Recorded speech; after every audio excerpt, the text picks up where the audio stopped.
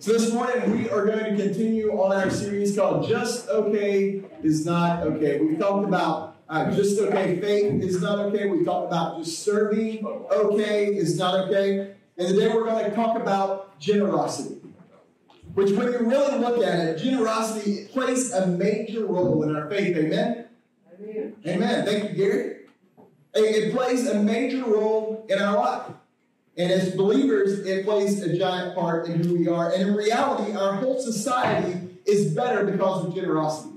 So a couple weeks ago, knowing that we'd be talking about this week, I put out a Facebook filler. And I just said, hey, tell me a time that someone's been generous to you. Or the most generous thing someone's done for you besides Jesus dying for your sins, of course, because that's the easy answer. And so we got some responses back from our people and from some of my friends about generosity, and I just want to share a couple with you as we get into our message this morning to kind of understand what we're talking about when we talk about real generosity. Because what we're going to talk about today is not standard generosity. We're going to talk about irrational generosity.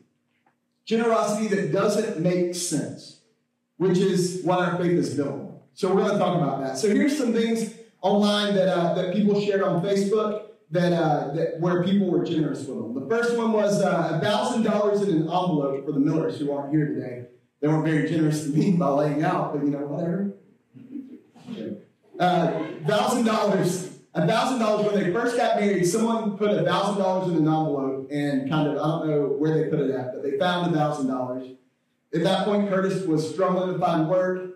He said he filled out 9 W-2s that year. So it was like the first year they were married. He was just out of the military. They were struggling. Donald shared that after the Sherry's had a miscarriage, someone paid for you guys to have a vacation, right?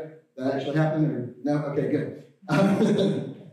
Someone put free babysitting whenever their life fell apart and they were by themselves and they had to work. One of my former students shared that someone supported them to get out of an abusive relationship they were in. Someone paid for one of my former students to go to school. They paid for their rent all the way through college. I need friends like that because I'm still in school and I got a house payment. And if anybody wants to bless me, let's do it. See me after service. Another one was offering forgiveness for things that they thought were unforgivable.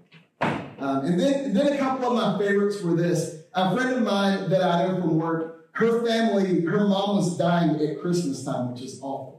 You can't pick when people die, but I think if we could pick the time for someone to die, the last time we want them to die would be Christmas, because it just every year you think about that. And her friends actually took all their pieces from their own Christmases with their family, and they brought all the food to the hospital, and they had a Christmas Eve dinner with her. So it was all these odd foods from different families that come together, and they had Christmas Eve together. That's what 8 of her friends did for her. And then, of course, prayer. A lot of people put that someone prayed for them through times. And Rachel and I experienced that this week as Rachel was in the hospital. It was amazing the generosity of the people in our lives that were saying, how can we help? We'll pray for you. Where are the kids? Everyone wanted to take our kids for some reason. I don't know why. They would have took them. They wanted. Just kidding. But generosity is something that our society benefits from. It's something that our faith benefits from, but it's something that does not come natural. These things are irrational. They don't make sense to give without giving in our heart of hearts, if we're being honest. It goes against our natural instinct. Because studies have shown, not that we need studies to tell us this, but studies have shown that we are naturally selfish. Amen? How many of you guys would say I'm naturally selfish?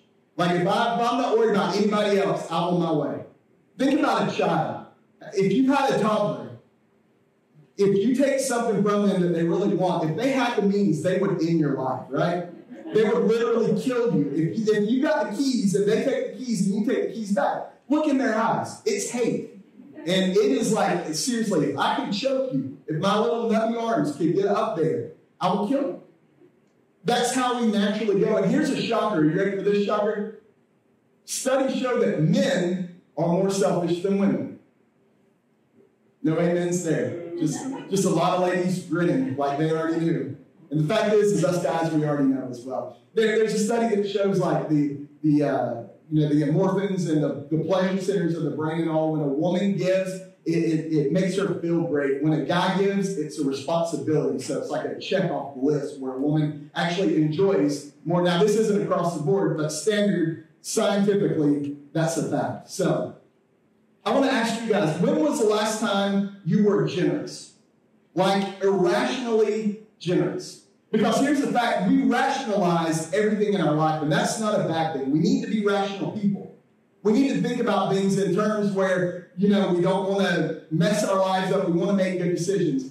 But there is a part of being a Christian where God is going to call us to step out of our rational understanding of what we understand works into a place where we step out into the irrational faith that He's called us to. And I believe that He's calling us to be irrational in our generosity above all things. So what happens whenever God calls us to a place where He calls us out in generosity? He calls us out to a place where it actually affects us negatively. Like not a tip off the top for someone, not, I've got an extra $5 in my pocket, there's a homeless guy, sure, why not? But what happens when God actually calls us to the kind of generosity that we have to sacrifice? And people will see the sacrifice we're making, and they may say, that's ridiculous that you're willing to do that because that affects you negatively trying to help someone else out. That's not how it's supposed to work. Well, in reality, that's exactly how it's supposed to work. In Isaiah 55, 8, and 9, our God tells us that His thoughts are not ours and His ways are not our own ways. How many of you guys have ever worked with someone who you cannot understand how they think? Like, you see them making decisions at work and you go, what are you thinking? How many people? Jody and Rachel work together. Are y'all talking about each other? Yeah? Okay, awesome. No, we've all had those people where it's like the way that you see life, maybe you live with that person, the way that you see life does not make sense to me. Now, multiply that times 1,000 because that's how God sees things versus how we see things. You see, God sees the whole timeline of it all. And so He works in a way that He understands the end result as much as the beginning, and His ways aren't based in this moment. And even beyond that, He is not saddled with this sinful nature. He is not struggling on a daily basis to overcome this world. So when he makes decisions and when He calls us to do things, it's based in a perfect will that He has. So He has a clear view. So today, to clarify, what is God calling us to be generous in? We see it throughout Scripture. I found two main areas where God is calling us to be generous. The first is in our relationships. God is calling us to be generous to other people. Right? I mean, standard, we know that the gold rule is love the Lord your God with all your heart, soul, mind, and love your neighbor. Okay, you guys know that? All right, good. As yourself, that's right. Love your neighbor as yourself. That alone should put us in a place where we're looking to be generous to others because I know I'm very generous to myself. I know that I want to take care of myself. Galatians 6:2 actually tells us to carry each other's burdens. So when it comes to generosity in our life, we are to be generous to other people. First and foremost, generous to people that we come in contact with every day. And the second one is our possessions. We should be generous with our possessions. If you flip this, 1 Timothy 6:17, which you don't have to flip, I'll flip over there for you.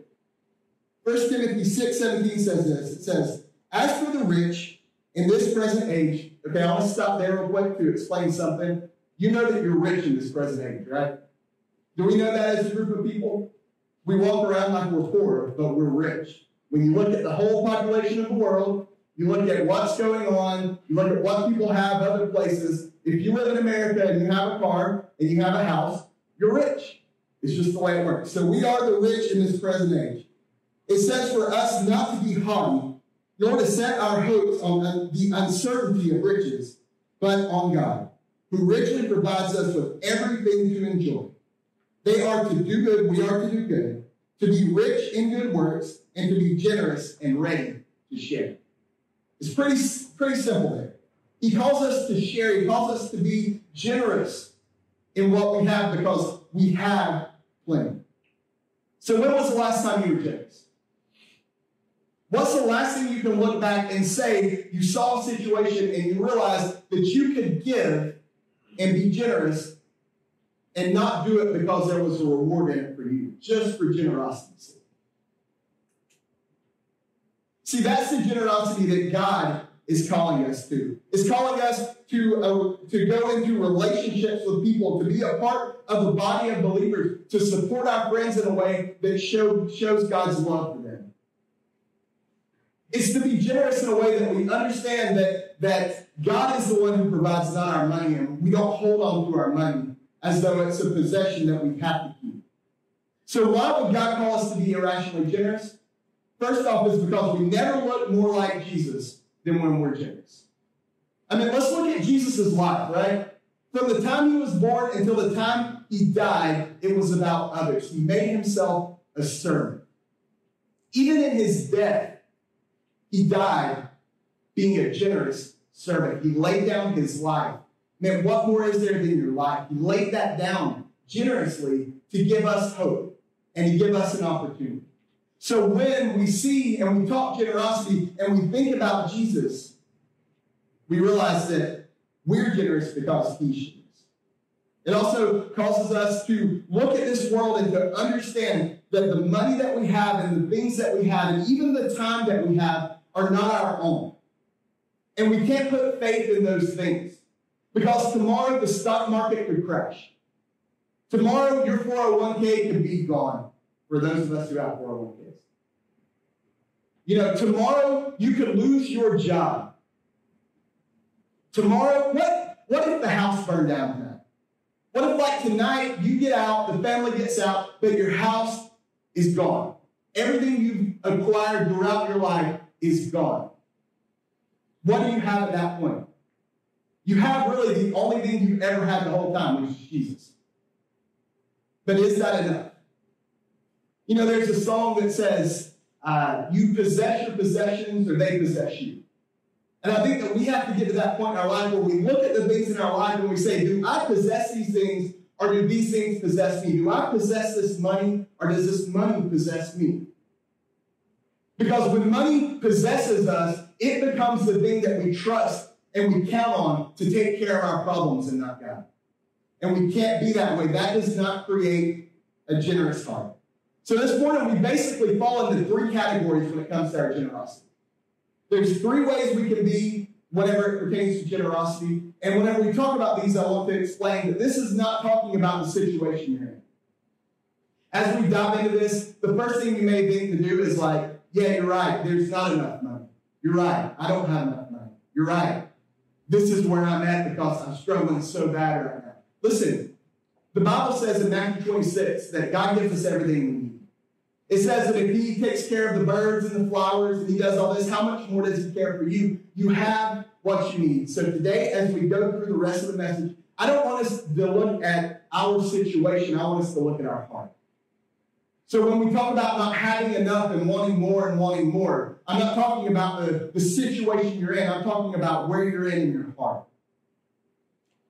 Because it's easy to look around and see the things that we think we need and we want and those things and say, you're right, I do need more. Listen, you have everything you need. In this moment, God is giving you what you have, which is what you need. So now I want us to do heart check to realize maybe why we can't be generous in this time because of our mindset and where our heart is about where we are. All right? So let's jump in. The first one is there is never enough. There is never enough. We live paycheck to paycheck. We struggle to get ahead. We often say we would be more generous with our time and money if we didn't work so much, if there weren't so many bills, if we didn't have so many daggone kids. You know, you go through the list, and we always have reasons. We say there's just not enough. And listen, I've lived there. How many of you guys have lived there or are living there currently? Where when you look at the bank account, you go, there is not enough. There's not, I get that I should be giving. I get that I should be faithful to church. I get that I should give more time, but they don't understand how many hours I'm working right now. They don't understand how tight money is right now and how many things my kids are into. And oh my gosh, I just don't have the time to do it. I know I should tithe. I know that I should do that. But 10% off the top is crazy right now in my life because there's not 10% off the top to give. And we live in this mindset. It's a Haggai 1:6 mindset. So I think we got the verse. It says, you eat, but you never have enough. You drink, but you never have your fill. You clothe yourself, but no one is warm. And he who earns wages does so and puts them in a bag with holes. How many of you guys feel like you put your money in a bag with holes? Amen. I feel like it, you know. There's weeks where I'll just pull the curtain back a little bit. Rachel and I will get paid, and then it'll be like 2 weeks, and a week later, Rachel's like, where's the money? And we're like, I don't know. And then you see we went to Moe's like 8 times in 1 week somehow. You know? And then we play the victim, we're like, where did the money go? I don't know. You know. But you put your money in bags with holes in them. You see, we live in that holy bag mentality. If we're not careful, though, it can build a mindset in our heart that even when we do have the resources we need, we take on this mindset and we just don't have enough. You know, maybe when we were in our 20s and we were struggling and we were trying to get through, and those of you guys who are in your 20s, you know what I'm talking about, you struggle to get through, but as you make more money, you spend more money, right? And you find yourself in your 30s and almost 40s, and you're still living paycheck to paycheck, and you go, where did the money go? You're spending it. You know, like there's holes in your bag, and it's called Moe's. Because I really like Moe's. It's probably where we go today. But, you know, there's holes in the bag. And what happens, though, instead of us looking at our lives and going, look at where we're wasting these resources. Look at where we're wasting this time. Instead of saying those things, we just take on this mentality because it's never been enough, that it's never going to be enough. And so if we were to be able to go back in time when we were 20 and have the money that we're making now, we could live high on the hog. But our lifestyle has changed. And because our lifestyle has changed, we're still living paycheck to paycheck. And it becomes a mentality that holds us back from being generous. We have this victimhood mindset. And what we do is we look at other people in our lives and we go, why do they get all the breaks? Why does everything work out for them? It doesn't work out for me. And we play the victim. Then what else happens is another side effect of this mentality is we take on the my mentality. We begin to grasp those things that seem fleeting in our life. You know, we try to grab the things that are falling out of the bag, and we hold tight to them. And we try to make it work, and we everything we have becomes ours, and it's our responsibility to make sure we have enough. It's our responsibility to make sure we're doing what we need to do to make sure the bills get paid, or we're making sure that we have enough time to do the things that we need to do. And our time and our possessions, we grab those things and we hold them tightly, trying to control the situation. And we take on that mine mentality. It's mine. I control it. I have to hold on to it. I have to be the one in charge of it, because if I don't, it's all going to fall apart. My time, my stuff, my money, my bag, it's all mine. Even if it has holes in it, it's still my bag. And we begin to hold tightly to the possessions. And that reminds me of a guy in the Bible named Judas who had a bag. Y'all remember Judas and his bag? Judas held the bag of money. And Judas held the bag tight. So tight that he actually sold Jesus out for 30 pieces of silver. It was his bag. It was his thing. And listen, I'm not saying that we're Judas, but what I'm saying is that when we hold on to that bag, it gains our affection. It gains our attention. And it becomes the thing that we trust. And even if it's fleeting, and even if it doesn't seem like enough, we feel like we can control it because it's ours. And that mentality keeps us from being generous. We should be more like Mary. In Matthew 12, we see Mary buying a bottle of perfume, a year's wages she spends on a bottle of perfume to pour on the feet of Jesus. What do you think Judas was doing in that moment? He was probably freaking out. We could have sold that. It could have went in my bag. My bag could have been awesome. That's what he was probably doing. But Mary understood where Judas thought he had to control the bag. Mary understood the only thing she needed, the only thing that would make life enough was Jesus. So when she saw an opportunity to bless Jesus, she did not worry about the financials. the possessions of it, what was hers, what was his, how she could control it to make sure she had enough. She saw Jesus. She realized that was her only hope, and she spent the money on it. She poured the perfume on his feet, which seems absolutely irrational. But Mary wasn't concerned with that. Mary understood that Jesus was enough. That's our second group. Our first group is people that say it's never enough. Our second one is people who say there is enough. Deuteronomy 28:2. It says, all these blessings shall come upon you and overtake you if you obey the voice of the Lord your God. Then if you flip over to 2 Corinthians 9:6, it says that how we sow is how we reap. So if we sow sparingly, we reap sparingly. But if we sow bountiful, we reap bountiful. And here's the cool thing. Here's what I want us to get this morning. How cool is it? This is a big idea for the whole thing. When you hold on and you say there's not enough and you try to manage it yourself, you are responsible for the end result. When it's yours, it's your responsibility. But here we see these amazing scriptures where it says that if you obey the voice of the Lord, which remember earlier told us to be generous, and then we see that how we reap is how we sow, or how we sow is how we reap. When we look at these scriptures, we see that what God is saying is that if you leave it to me, the results come back to me. In other words, if it's your bag, you're responsible for it. But if you're faithful and you do what God's called you to do and you sow generously, you're putting that responsibility on God because he has promised you that if you sow generously, you will reap generously. What a big idea. What a big way to remove stress from our life, to understand that, listen, it's not our responsibility when we're exactly what God calls us to be, when we're generous the way that God calls us to be. It is not our responsibility for the end result of our life. God has promised us that if we do what he's told us to do, that he will take care of the end result. So we don't have to sit and wring our hands about our life. Sorry, my headset. We don't have to wring our hands about our life. We don't have to worry about the end result when we understand that he is the one who will be responsible for our life. I can't think of anyone I would rather have the responsibility of taking care of my life than God. Because I can't do it. I've tried. I've tried to control it, and it doesn't work. Giving, meeting needs, sacrificing, all these things are God's responsibility. Your time becomes God's responsibility when you honor God with your time. Your money becomes God's responsibility when you honor God with your money. Your serving becomes God's responsibility when you honor him by serving him the way he's called you to serve. Listen, and that's why I'm not up here sweating as a first-time campus pastor guy.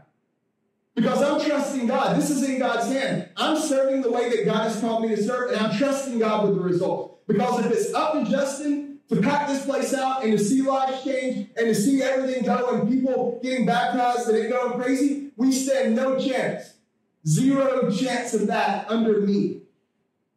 But I'm going to be faithful. And I believe the promises of God that if I listen to his voice, if I do what he's called me to do, if I sow generously into this church the way he's called me to serve, that he's going to do something amazing. Because it's on him, it's not on me. And when we live our life that way, it takes so much pressure off of us. Understanding the enough is never found in the world. It's only found in Jesus. We have to understand that. It's only found in God. So this morning I want to challenge you. Are you trying to get there? Are you trying to control your money? Are you trying to get to a place where you can be generous? I don't think any of us in the room today are saying, I just don't want to be generous. I just want to hold on to my stuff.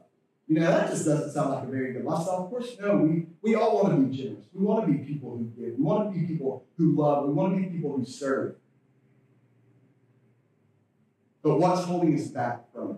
What's holding you back from being generous? Is it that you're holding on to it? Is it that in the end, you've got to make sure that things are taken care of and that things are good? Because if you're doing that, you're going to fail. We have to be generous and allow God to take care of us. So our last group today is this rare breed known as the more than enoughs. That they understand that they have more than enough. You see, these people don't give out of the excess of their time. They don't give out of what's left over. These are the people who give the first fruit to God. These are the people who understand that tithing is not about keeping the lights on, but it's about taking the portion that God has given you so that he can do more than you could ever do. And tithing, in case you don't know, is a biblical idea of giving the 10% of your resources. Of saying, here's 10% because I believe that God can take this and do. He's asked us to bring our tithe into the warehouse. So here's the thing. We are all here this morning, and whether or not we think about it this way, this is the first day of the week, right? Sunday is the first day of the week. So we start our week off by coming in here and worshiping Jesus. So that's pretty cool there because we're giving him the first day. We're saying this first day of the week belongs to you. But what an amazing idea to come in and to serve on your first day. Some of you guys work 6 days and some of you ladies work 6 days a week. And yet you still come here and you serve on that one day. That's an amazing, God-glorifying thing in your life that you're willing to serve and give. And on a Sunday morning when you could be sleeping on Labor Day weekend, you're in this place. And you're ready to serve and ready to grow closer to Jesus. So we have to understand that. Making coffee, sweating, setting up, opening doors, all these things are giving our first fruit to Jesus. Listen, there was a time in my life where I tried to balance everything going on. I was working jobs, pastoring, going to school kind of like I am now. And in my younger days, I was really focused on doing the things that had to be done. And in the end, I had Rachel. And here's the thing about Rachel is I knew she wasn't going anywhere. You know what I mean? Like, I didn't think she was going to leave me. I loved her, but there were often times in my life that she got the leftovers. You know, I would go do what I had to do. I would be at the church. I would be doing this. I would be doing that. And then Rachel would get the leftovers. And that wasn't a way to be a good husband. You know, listen, and I'll challenge men and women on this. If you're in a relationship and you're simply giving the leftovers, the things that are left once you finish everything you need to do, that's no way to be in a relationship. That's not a God-honoring way to love your spouse. So we should be more aware that our spouses, our loves, our friends, our people need more than what's left over. But so often we do that with God. You know, we take and we make sure that we get everything done. We make sure that we get some fishing in. We make sure that we get all of our hours in. If we're going to school, we make sure we get all our schoolwork done. If we have a girlfriend or a spouse or a boyfriend or whatever, we make sure that we get our time in with them. And then if we have time, you know, and we're not too tired or there's not something on TV that we want to watch, we can make some time for God. Listen, the people who understand that there's more than enough for generosity understand that God gets the first fruit of our life, the first part of who we are. And here's a cool thing. In Malachi 3:10, it goes on to tell us that we are to give our tithes to the storehouse.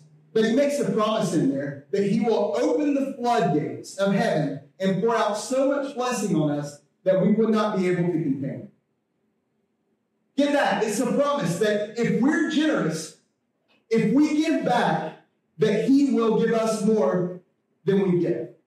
Now, I want to clarify, this is not prosperity preaching. Like, I'm not telling you he's going to give you money. Because I know people who come in the church is like, okay, so this week I gave $300. I'm going to get like $650 this week. You know, that's not how it works. It's not prosperity preaching. Because the reality is God doesn't care if you're wealthy, healthy, and whole. But he wants you to be whole. So when we go to the place where we become generous, especially with our possessions, God can bless us, and he will bless us. He promises to bless us in ways that would blow our mind. You know what it could be? It could be a family member.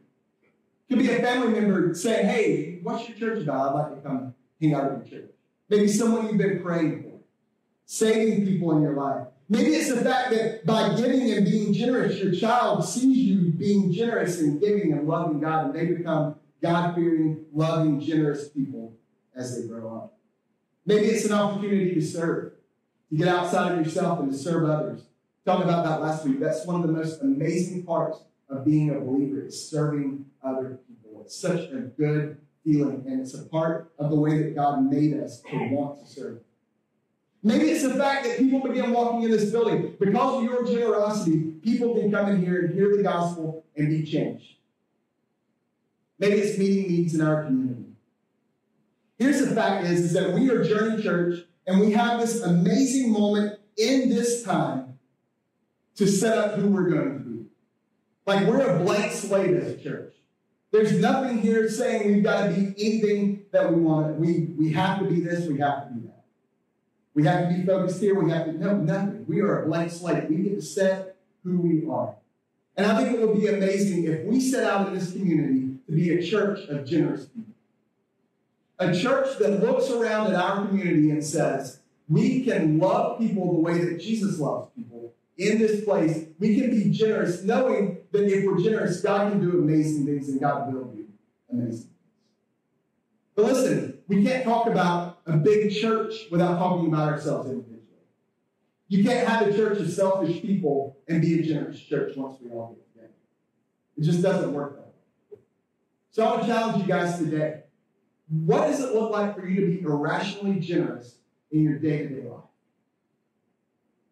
What does it look like to look at our lives and say, I'm not going to hold tightly to the things that I believe I control. Instead, I'm going to believe the promises of Jesus. I'm going to take God and His Word that says that if I grab onto these things and I try to control them, then it's not going to work as well as if I would be generous and be what God's called me to do and obey the Lord and see what He can do with the end results of my life. You see, because the reality is that the promise is based in us being people who obey God and are generous toward others. Go look in the Bible. Try to find as many places as you can where it talks about coming together as a body of believers. And then go find how many times they talk about giving to the poor. It's a lot. It's a lot more about giving to the poor in the Bible than about church. And I don't think that's because He just forgot to mention that you need to be going to church. Now, do you need to be going to church? Yes. But man, all over the place. Go to the book of Proverbs. I dare you. You can go to the book of Proverbs in a month easily. Go through there and just look at how often we're told to give to the poor. How often God compares the wicked and the righteous by talking about the way we treat the poor. See, that's based in generosity. That's based in us looking around and seeing people for the situations that they're in and stepping in where we can step in. And I would even challenge you guys one step further to say, listen, don't just think about money. Think about your time. There are people in our lives that need us to step up and to support them and to love them in ways that money can't do it. And it's going to take time and it's going to take energy. We have to become generous people to other people who are in need more than just money. Listen, I know a lot of people who just throw money at stuff. Sometimes God don't want us to throw money at stuff. Sometimes God wants us to serve. Sometimes God wants us to see a need and meet a need. Listen, one thing about the church that cracks me up is I'm praying for you. I'm praying for you, brother. I'm praying for you, brother. You know what's funny about that phrase? Is I have friends who know Jesus, and I have friends that I know do not know Jesus. You know what they tell me on Facebook when things get bad? I'm praying for you, brother. And I don't know that any of them are actually praying. I think it's our knee-jerk reaction, right? Like, oh, they're going to do something bad. I'll pray for you. And then back to our lives. Listen, prayer should be a given. When we see a need, we should immediately begin praying for our brothers and sisters, especially in our group of believers. We should immediately begin praying. Praying is given. Don't go through your life thinking that just because you throw out a Facebook message telling somebody you're going to pray for them, that you're meeting needs. You're not. Now, if you can't do anything, if the person has cancer, pray for them. But if the person needs a ride and you're sitting at home watching TV, stop praying, go get in your car, give them a ride. If someone's struggling with depression, they need someone to talk to. Stop telling them you're going to pray for them and that you're going to lift them up in prayer. Get out of your house, go find them, take them to Starbucks and talk to them about what's going on in their life and give them biblical truth about the hope that they have in Jesus because they may need that in that moment. And if everyone's simply praying for them and no one is stepping up and revealing truth to them, then we're missing the mark of what God's called us to do. So let's stop this idea that prayer is going to be the thing. Just telling people we're praying for them, guys. When we see a need, let's meet a need.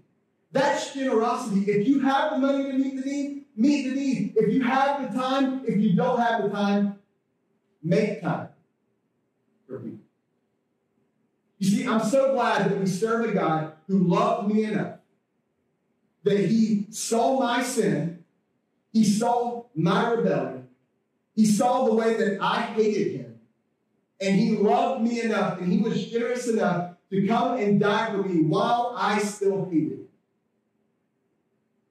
That's generosity. You see, and that's the example that we had in Jesus.